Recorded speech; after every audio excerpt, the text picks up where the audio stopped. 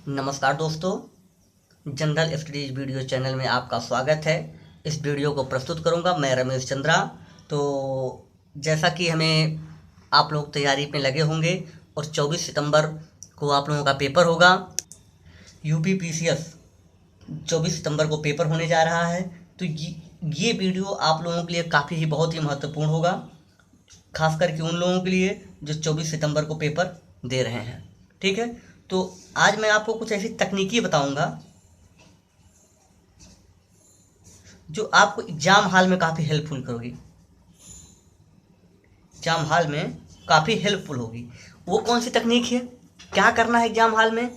तो जैसे ही कि सामान्य कुछ आप लोगों को पता है कि कुछ निर्देश होते हैं जिन्हें आपको फॉलो करना होता है। और दूसरा, मैं आपको एक और बहुत ही महत्वपूर्ण, जो सबसे ज़्यादा महत्वपूर्ण दो चीज़ यहाँ पे हम करें, हमारा लक्ष्य आज की वीडियो का है। पहला कि आपको निर्देश दिए जाएं। कैसे निर्देश? ऐसे निर्देश जिनके लिए आप थोड़ा सा पहले से एग्जाम में तैयार रहें। दूसरी चीज़ कि एग्ज़ाम हॉल में आप क्या करें कि आपके एग्ज़ाम में जो क्वेश्चन होते हैं उन्हें सही करने के पॉसिबिलिटी या संभावना बढ़ जाए बहुत तेज़ी से। ऐसा क्या करें? तो ये वीडियो खास करके उसी लिए बनाया जा रहा है कि फोकस टू पार्ट है, खास करके कि आपको एग्जाम हॉल में आपके क्वेश्चन कैसे बढ़ाए जाएं जो मैक्सिमम सही हो। ठीक है, तो सबसे पहले निर्देश वाला पार्ट करते हैं। निर्देश वाले पार्ट में हम बता देते हैं आप लोगों को कि यूपीपीसीएस 2024 जो पेपर होगा इसमें नेगेटिव मार्किंग नहीं होगी, अतः आप 150 के पूरे प्रश्न सॉल्व करें। दूसरी चीज़, ये पेपर 9:30 से स्टार्ट हो 11:30 तक होगा फर्स्ट पेपर, जिसमें आप ध्यान रखें कि आप एक ग्लूकोज का बोतल अपने साथ रखें, ग्लूकोज का पैकेट। जैसे आपको एनर्जी लेवल लो लगे तो आप ग्लूकोज की का यूज करें। ठीक है, अगला होगा बबल भरते समय कुछ लोग काफ़ी गलतियां करते हैं, तो बबल भरते में सावधानी रखें। इसके लिए आप दो तरीका अपना सकते हैं, या फिर पहला कि आप बबल पहले क्वेश्चन के साथ ही भरते चलें या फिर क्वेश्चन करने के बाद भरें। दोनों में से कोई भी अपनाएं, लेकिन हाँ, बबल आप आराम से भरें, जल्दीबाजी उसके लिए ना करें। तीसरी चीज़, एग्जाम में तनाव लेकर ना जाएं, स्ट्रेस लेकर ना जाएं, क्योंकि हाँ, ये चीज़ और महत्वपूर्ण है, एडमिट कार्ड आप घर ना भूल जाएं, क्योंकि ऐसी गलतियां अक्सर हो जाती हैं। और जब आपको क्वेश्चन पेपर मिले तो क्वेश्चन पेपर में आप ये चीज़ स्पष्ट देख लें कि सत्य पूछा है या असत्य पूछा है। इसको पढ़ते समय काफ़ी गलती करने में लोग सत्य वाला विकल्प सत्य मार देते हैं, जो कि बहुत ही, इसे सिली मिस्टेक कहते हैं, और ये बहुत ही चिंताजनक, इसके कारण से काफ़ी लोग बाहर हो जाते हैं। हाँ, कुछ प्रश्नों में देता है गलत नहीं है, कुछ में देता है सत्य नहीं है, तो ऐसे जो कीवर्ड हो उसे आप ध्यान रखें, उसे ध्यान रखकर फिर अगला आप ऑब्जेक्टिव ऑप्शन ट्रिक करें। ठीक है, एमसीक्यूज में खास करके ऐसी गलतियां हो जाती हैं जो सिली मिस्टेक होती हैं, उन्हें आप अवॉइड करें। ठीक है, और हम अब बताते हैं आपको हम कि टेक्निक क्या है, ट्रिक क्या है, कि कौन सी हम ट्रिक लगाएं, कौन सी ट्रिक का यूज करें जिस ट्रिक से हम मैक्सिमम क्वेश्चन अपने सही कर सकें। और खास करके ट्रिक या टेक्निक आपकी वहीं पे काम आती है जहां पे आपका ज्ञान का स्तर समाप्त हो जाता है, यानी जहां तक आप जानते हैं। अगर सपोज दैट आपको 150 प्रश्न दिए गए हैं, तो इसमें आपको ऐसे प्रश्न जरूर मिलेंगे 70 लगभग जो आप कर लेंगे आसानी से। बाकी के 40 प्रश्न आपको ऐसे मिलेंगे कि जिन्हें करने के लिए आपको केवल दो विकल्प पता है कि ये नहीं होंगे, और बी या सी में से कौन सा होगा आप नहीं डिसाइड कर पाएंगे। ठीक, ऐसी स्थिति में आप क्या करेंगे? फिर अगला होगा कि आगे के जो आपको 35-40 प्रश्न होंगे, यानी 150 में, उनमें भी आप केवल एक को हटा पाएंगे या किसी को नहीं हटा पाएंगे। तो उसमें आप क्या करेंगे? ये हमारा वीडियो इसी पे फोकस है कि इसके लिए हम क्या करेंगे। ठीक है, इसके लिए कौन सी हम टेक्निक अप्लाई करेंगे, कैसे हम इनमें सही करें।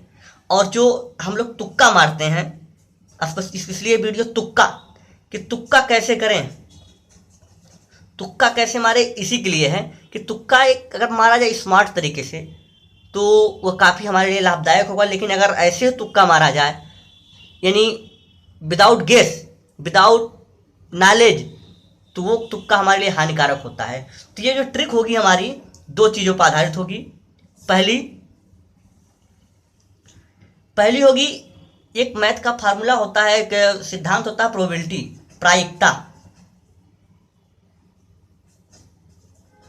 एक तो ये प्रायिकता के आधार पे होगी, दूसरी चीज होगी हमारे अनुभव के आधार पे। हम दोनों पे बात करेंगे। तो पहले हम बात करते हैं प्रायिकता के आधार पे, प्रोबेबिलिटी के आधार पे आप क्या करें। ठीक है, इस प्रोबेबिलिटी में आपने देखा होगा कि आपको 4 विकल्प मिलते हैं, ए, बी, सी और डी। अगर आप देखें तो 25% इसके सत्य होने के चांसेस हैं, 25 इसके, 25% इन चारों के सही होने के चांसेस होते हैं। ठीक है, अगर आप कोई भी विकल्प आप मारते चल जाए 25% उसकी प्रोबेबिलिटी होती है सही होने की। लेकिन अगर आप एक चीज देखें, बी और सी को देखें, अगर इन दोनों को मिलाया जाए फार्मूले के अनुसार तो 50% सही होने के चांसेस बन रहे हैं, लेकिन ऐसा होता नहीं है। बी और सी को अगर मिला दिया जाए तो आप देखेंगे 67 से लेके 70% तक सही होने के चांसेस होते हैं। तो ऐसे में अगर हमको गेस करना हो, यानी अगर हम ए और बी के साथ कंफ्यूज हों, सी और डी के साथ कंफ्यूज हों, तो हमको बी या सी में से ही चूज करना होगा, न कि ए और डी में। हाँ, ध्यान रहे ये सब आप टेक्निक तभी आप यूज करेंगे जब आपको पता है कि हमें इसमें कुछ पता नहीं है। अगर आपको पता है कि ये हो सकता है या ये है तो आप उसको मारिए, लेकिन जहां आप पूरी तरह से कुछ नहीं मालूम, आप पूरी तरह से बंद हैं कि अब यहाँ से आगे हम कुछ नहीं कर सकते, वहाँ पे इस टेक्निक को आप अप्लाई कीजिएगा। तो ठीक है, अब हम इसे थोड़ी सी डिटेल में करते हैं कैसे कैसे हम टेक्निक अप्लाई करेंगे। ठीक है, प्रोबेबिलिटी में एक चीज़ और ध्यान में रखिएगा, एक होता है छटनी का विधि, यानी एलिमिनेशन मेथड। एलिमिनेशन मेथड में हम क्या करते हैं, एलिमिनेशन मेथड में कि हम 4 जो विकल्प दिए होते हैं, इन विकल्पों में से एक विकल्प हम हटा देते हैं कि ये असत्य है, दूसरा हटाते हैं, और जो 2 बचते हैं उनमें से हम छांटते हैं।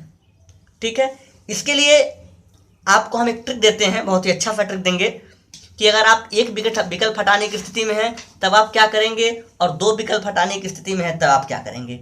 ठीक है, तो अब हम बताते हैं आपको एक फॉर्मेट कि अगर आप एक विकल्प हटाने की स्थिति में हैं तो आप क्या करेंगे। ठीक है, तो आइए, यदि कोई प्रश्न है जिसमें ए, बी, सी और डी 4 विकल्प हैं, 4 विकल्पों में से यदि किसी स्थिति में आपने छांट लिया कि ये इसका सही नहीं होगा, तो हमारे पास बच रहे हैं बी, सी और डी।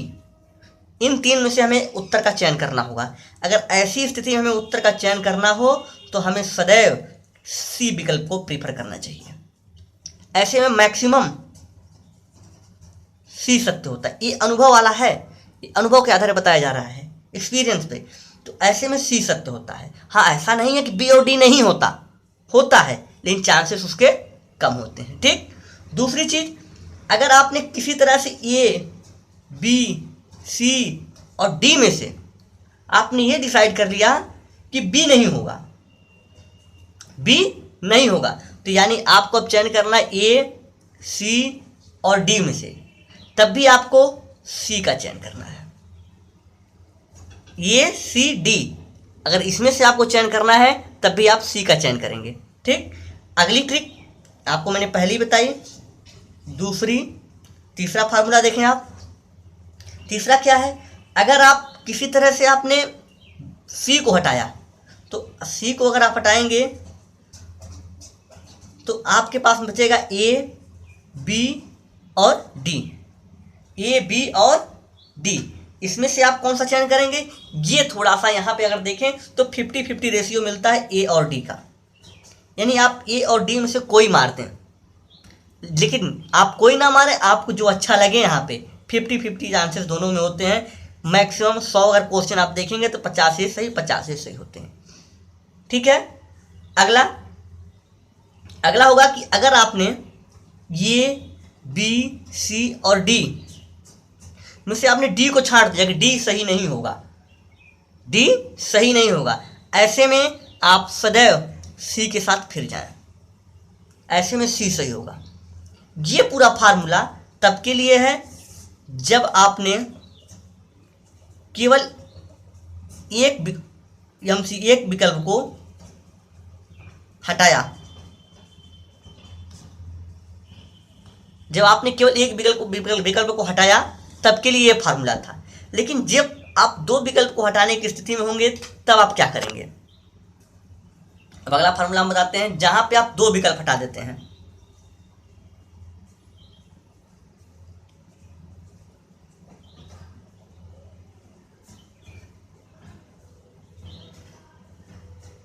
जहां पे आप दो विकल्प हटाते हैं, तो अब देखिए अगर ए बी सी और डी ये चार विकल्प हैं, इसमें अगर आप कोई दो विकल्प हटाने की स्थिति में हैं, यानी अगर आपने यहाँ पे सी और डी हटा दिया कि ये नहीं होगा, तो यानी अगर आपको चयन करना है ए और बी से, तो ऐसे में आप जो प्रीफर करेंगे हमेशा बी को करेंगे।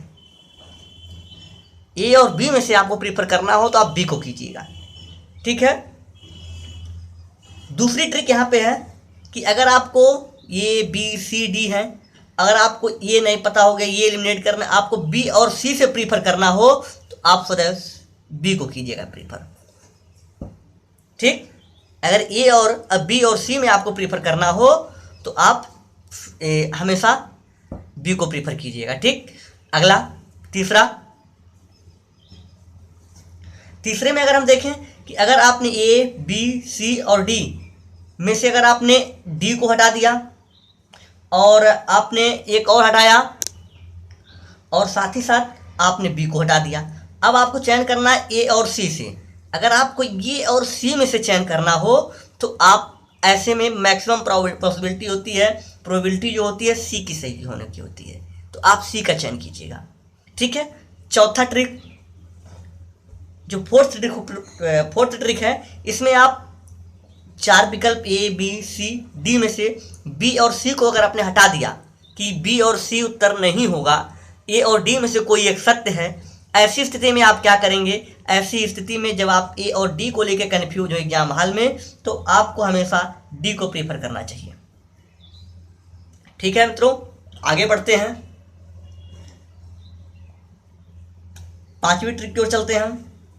पांचवे में अगर आप कभी ए बी सी और डी इन चारों में से आपने ए को हटा दिया, बी को हटा दिया और सी और डी को लेके आप कंफ्यूज हैं कौन सा होगा, ऐसी स्थिति बनती है एग्जाम हॉल में, सबके साथ होती है। अगर आप एग्जाम दिए हो सी और डी, तो सी और डी में से आप हमेशा सी को प्रीफर करें। छठवां कंडीशन क्या है, सिक्स जो कंडीशन है, 6 कंडीशन बनती हैं। छठवीं कंडीशन ये है कि अगर आप ए को हटा दिए, बी सी और डी है, अगर आपने ए को हटा दिया और सी को हटा दिया, आपको चयन करना बी और डी से। बी और डी में से अगर आपको चुनना हो तो आप हमेशा बी का चयन करें,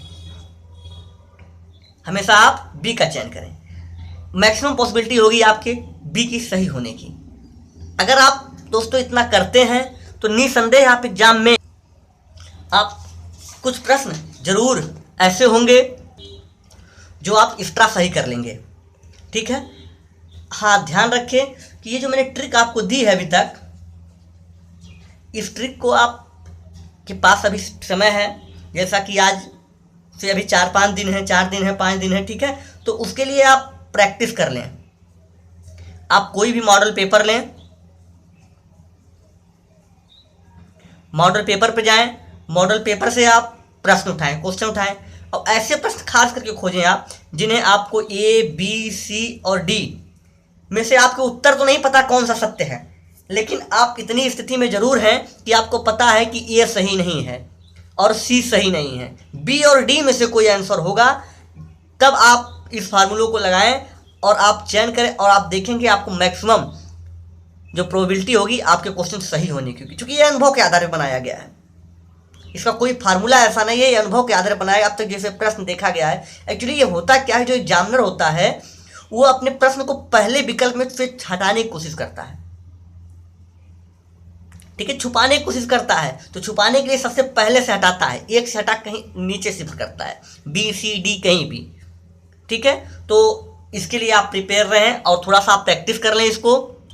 हाँ, अब तक मैंने आपको बताया कि अगर आप 4 विकल्प में से एक विकल्प हटा देते हैं, 3 विकल्प में से कैसे चयन करते हैं।